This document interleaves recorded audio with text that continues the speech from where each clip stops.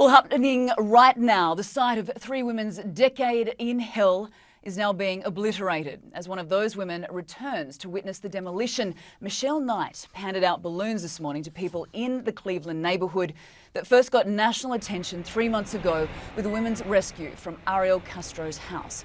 Well, Knight told reporters the balloons symbolised missing children, and she went on to read a prayer. The missing people strength and power to know that they are loved. We hear their cries. They are never forgotten in my heart. They are caterpillars waiting to turn into a butterfly.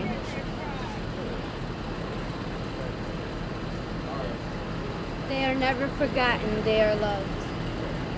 Michelle, tell the people who are watching this why you felt it was important to be here today. Why it was important to be here today is because nobody was there for me when I was missing. And I want the people out there to know, including the mothers, that they can have strength, they can have hope, and their child will come back. They will. Just have the love in God, and you'll see they'll come back.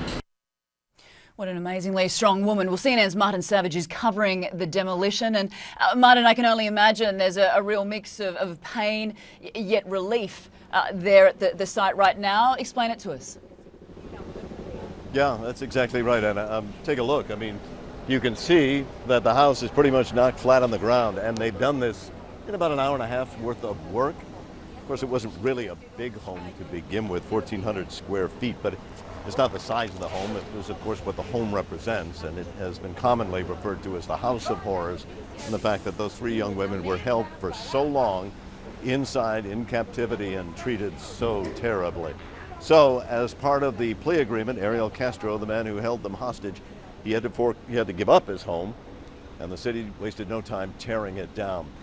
One very interesting moment, the first blow that was landed by the excavator, that's that big giant piece of Caterpillar equipment there, was actually operated by the aunt of Gina DeJesus. And so she was allowed to sort of give that first blow. And I asked her, I said, how did it feel? How did it to really sort of deliver this? She said it felt great. And then she broke down into tears and said that really this is a moment of closure for them to finally be rid of that house. And that's true for everyone on the street. That's entirely true for the city of Cleveland. This is closure. It is a kind of retribution. Martin, you mentioned that Ariel Castro had to sign over the deed of the house as part of the plea deal to escape the death penalty. It's interesting, prosecutors said that he actually cried when he did this because of the happy memories that he shared there with those three women. Quite extraordinary to think that this is his state of mind. We heard from Michelle Knight a little bit earlier. Did you get a chance to speak to her as well?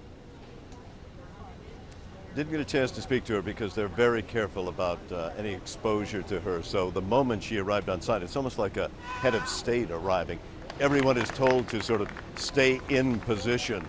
So we were not allowed to move. Those that may have been close were fortunate, but we couldn't. However, I will say that we had sort of anticipated something like that. Michelle Knight has been the most outspoken and outgoing. Remember, she was the one that was actually at the sentencing. She's the one that faced down Ariel Castro in the courtroom, called him out for the things that he did. She is a very small woman, but she is tremendously strong, and her stature has just been overwhelming to many in Cleveland. They cannot get enough of her, as the other two women, because they are glad to see them at least on the road to recovery, and they're even more glad to see that house now a pile of rubble. They're going to be very careful here to make sure that that rubble is not going to end up as a sick kind of souvenir for anyone. So as these trucks leave, they're escorted to make sure nothing goes into the wrong hands. Anna. As you say, Martin, hopefully a day of closure for those families and those three women in particular. Martin Savage, good to see you. Thank you.